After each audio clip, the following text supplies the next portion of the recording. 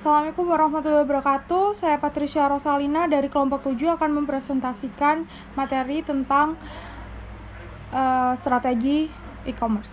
Yang pertama adalah website. Pengertian website sendiri adalah perdagangan yang juga dikenal sebagai perdagangan elektronik atau perdagangan internet yang mengacu pada pembelian dan penjualan barang atau jasa menggunakan situs web di internet. Dan transfer uang dan data untuk melakukan transaksi ini. E-commerce sering digunakan untuk merujuk pada penjualan produk fisik secara online, tetapi juga dapat menggambarkan segala jenis transaksi komersial yang difasilitasi melalui internet, sedangkan e-business mengacu pada semua aspek operasi bisnis online. E-commerce merujuk pada secara khusus pada transaksi barang dan jasa. Yang kedua adalah mengembangkan website e-commerce. Ada proses yang terdapat dalam e-commerce antara lain yaitu presentasi elektronik, pemesanan secara langsung yang tersedia, jasa pengiriman, pengamanan akun pelanggan, email, address, bank account, credit card number, dan yang terakhir adalah pembayaran secara langsung atau online dan penanganan transaksi. Strategi mengembangkan website e-commerce. Yang pertama adalah desain tampilan aktual dan letak situs. Itu terdiri dari aspek desain yang mencakup semua estetika di branding perusahaan dan warna gambar, teks, tema seperti itu. Terus yang kedua adalah pembuatan pengembangan, jenis platform, perlakuan aplikasi web custom, bersifat teknis, mudah dikelola, atau fokus pada satu hal. Dan yang ketiga adalah strategi khusus konten. Konten adalah informasi yang aktual dipresentasikan di situs. Strategi konten meningkatkan efektivitas dari situs itu sendiri dan meningkatkan pengalaman pengguna. Dan yang terakhir adalah pengaruh desain pada kecepatan akses. Desain web berpengaruh pada kecepatan akses, yaitu waktu dalam detik yang diperlukan bagi pelanggan akan pergi ketika proses loading lebih dari 10 detik. Kayak bosen gitu loh, jadi kelamaan, jadi langsung udahlah kalau itu aksesnya kelamaan. Pengguna grafis, efek HTML, dinamis, gambar, warna, dan sebagainya.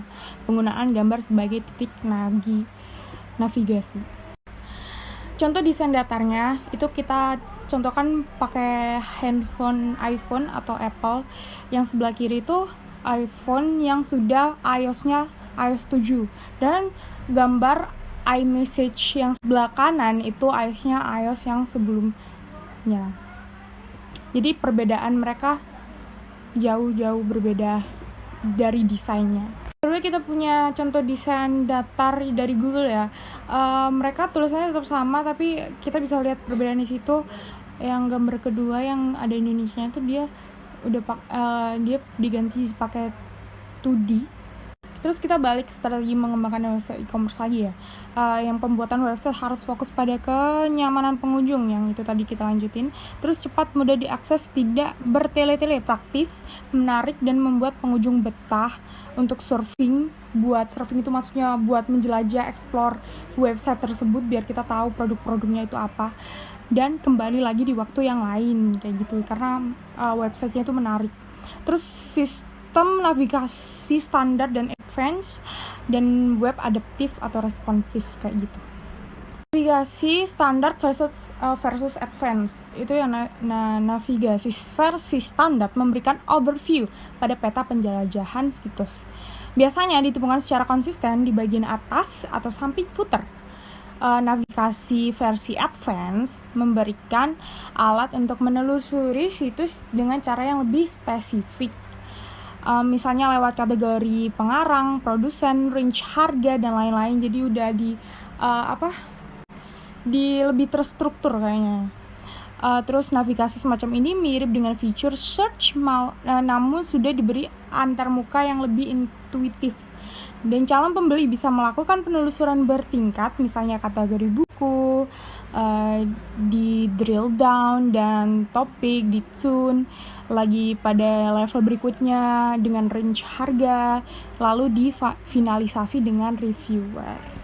Sekarang keuntungan desain web adaptif dan kekurangan desainnya. Yang keuntungan yang pertama adalah konten yang dimuat sesuai dengan perangkat. Terus yang kedua adalah waktu loading itu lebih cepat. Dan yang ketiga, tampilan web tiap device dapat dibedakan secara penuh. Dan kekurangannya desain web adaptif ini adalah biaya development yang lebih besar karena ada harga ya gitu. Waktu developmentnya lebih lama karena kan yang bagus itu biasanya perlu waktu yang cukup lama untuk memperindah gitu. Mesin pencari terlalu merayapi semua versi dari halaman web. Selanjutnya, strategi mengembangkan media sosial e-commerce. 1. Buat konten video live.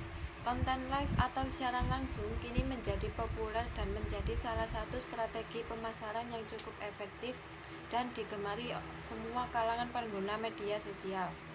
Bagi Anda yang belum pernah membuat konten live video, kini saatnya Anda mulai menjajal cara ini. Kuncinya, percaya diri saja.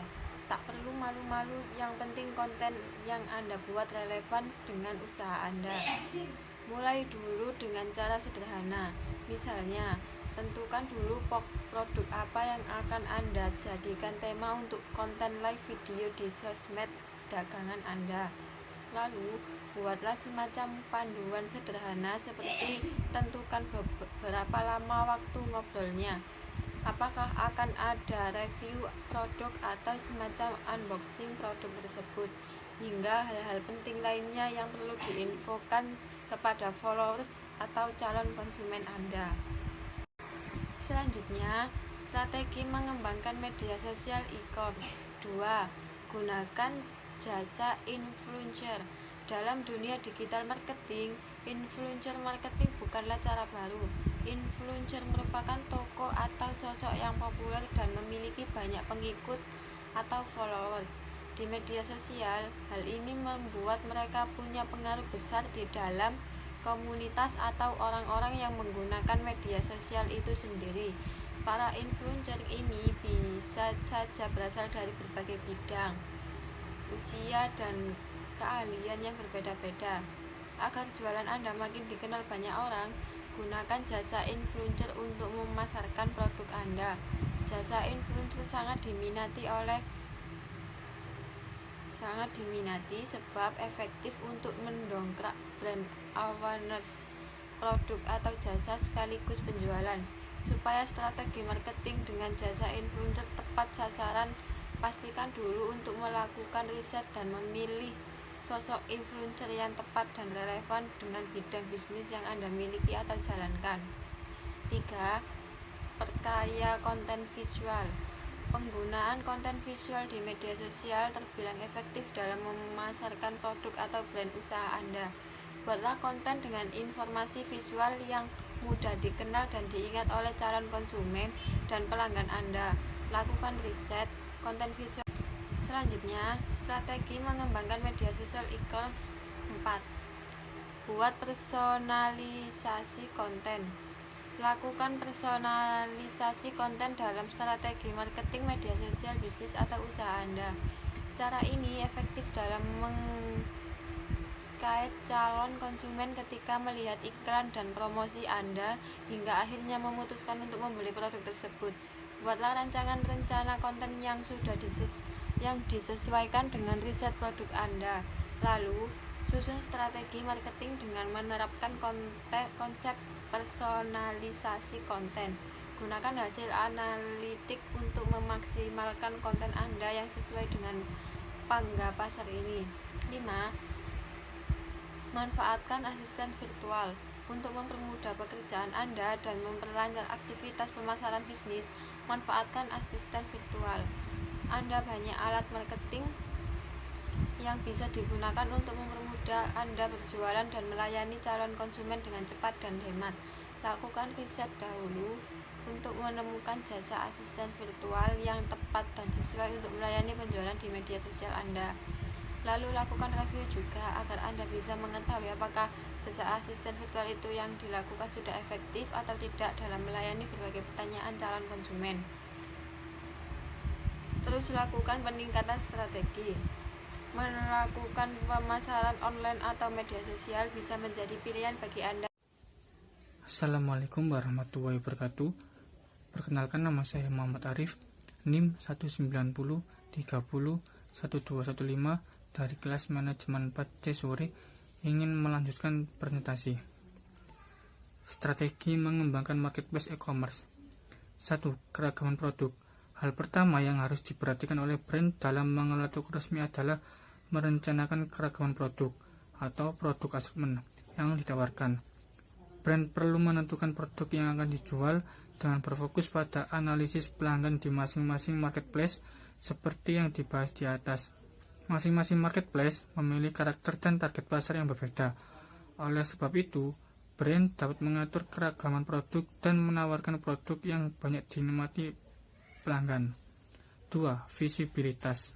Selain memperhatikan keragaman produk yang ditawarkan, membangun visibilitas brand juga tidak kalah pentingnya, mengingat adanya peluang yang besar untuk menarik perhatian dari banyak pelanggan potensial. Brand dapat menerapkan berbagai strategi untuk meningkatkan visibilitas atau eksistensinya di marketplace. Mulailah dengan memberikan nama produk yang mudah dicari oleh konsumen, namun tetap mendeskripsikan produk dengan tepat dan efektif, sehingga konsumen mudah menemukan produk yang diinginkan.